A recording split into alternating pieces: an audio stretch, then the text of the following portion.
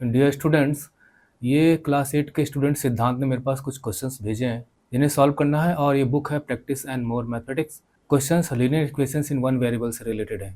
जो भी क्वेश्चंस हम आपको एक साथ देंगे यहाँ पे, जैसे ए से ई तक हैं, तो ये सॉल्व तो डिफरेंट डिफरेंट वीडियोज़ में होंगे, लेकिन आपको लिंक सबका किसी भी एक वीडियो के डिस्क्रिप्शन में मिल जाएगा। तो चलिए सबसे शुरुआत करते हैं एक क्वेश्चन से और बाकी के क्वेश्चंस को मिटा देते हैं। Grand father is 6 times older than is grand son. Grand father अपने ग्रैंड सन से 6 टाइम्स ओल्डर हैं। He is also 60 years older than him. और यहाँ पर यह भी बताया गया है कि वो उस अपने ग्रैंड सन से 60 साल 60 ईयर्स बड़े हैं। फाइंड द प्रेजेंट एजेस, उनकी प्रेजेंट एजेस हमें पता करनी है। तो देखिए यहाँ पे जो ग्रैंडफादर की एज है वो दो तरीके से बताई गई है।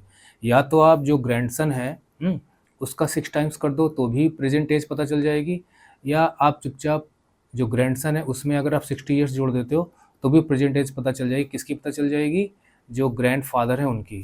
तो हम वन वेरिएबल लेके इसको हम सॉल्व करेंगे, और हमें वेरिएबल उसका लेना चाहिए जिस पे और क्वांटिटीज़ डिपेंड करती हैं। यहाँ पे जो ग्रैंडफादर की एज है वो ग्रैंडसन की एज पर डिपेंड करती है।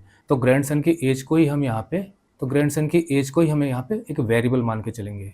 सो लेट ग्रैंडसन्स एज भी x इक्वल टू x, और then grandfather's age is equal to, चूँकि यहाँ पे दिया गया है ना कि जो है वो 6 टाइम्स है, तो 6 into x equal to 6x। ये आप समझ गए होंगे।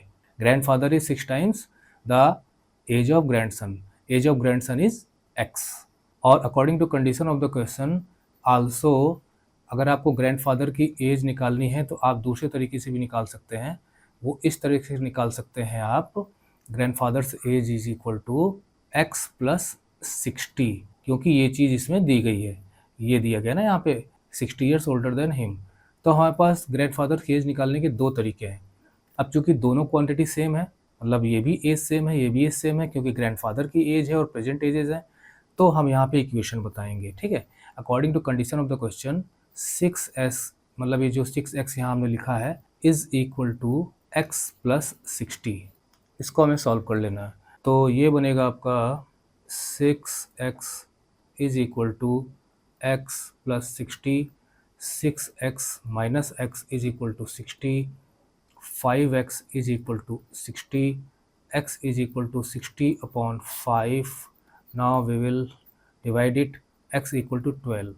तो x जो है वो ग्रैंडसन की एज है, तो आंसर निकल आया age of grandson is equal to x is equal to 12 years, age of grandfather is equal to, इसमें से हम कोई भी एक वैल्यू ले सकते हैं, मतलब हम चाहे ये वाला यूज़ करें चाहे ये वाला यूज़ करें, किसी में भी हमको वैल्यू पुट करनी, तो हम ले लेते हैं 6x। ठीक है, ये वाला।